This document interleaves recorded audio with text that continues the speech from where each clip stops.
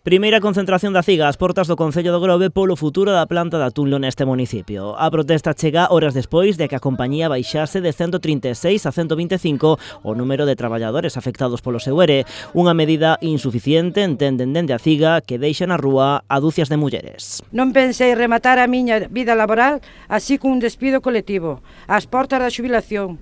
Vexo un futuro laboral moi negro no Grove, sobre todo para nós as mulleres do Grove. Así nos paga esta dirección de empresa, botándonos á rúa, elevando a produción para outros países.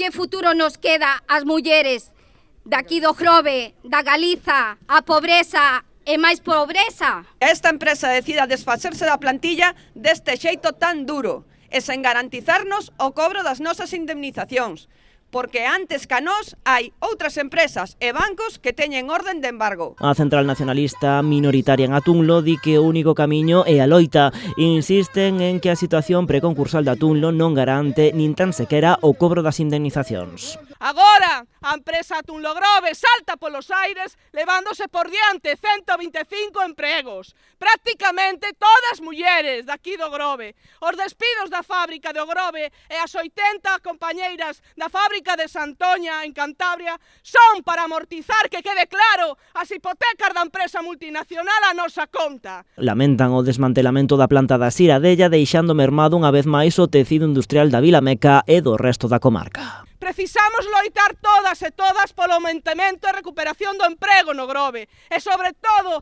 esa recuperación do emprego feminino, destruído máis de 4.000 empregos nas últimas décadas. Ao mesmo tempo, dende o sindicato denuncian a falta de apoio que amosan o Concello e os distintos grupos municipais. Fan unha comparativa entre a súa implicación cos traballadores de Atunlo e no seu día cos de Tennessee Proboté. E agora en Atunlo son máis empregos destruídos que na fábrica de Tennessee. Que quede claro, e onde están os apoios de algunhas persoas? Porque se estaban daquelas, hoxe con máis despidos que en Tennessee, onde están? A próxima xuntanza vai ter lugar o día 15.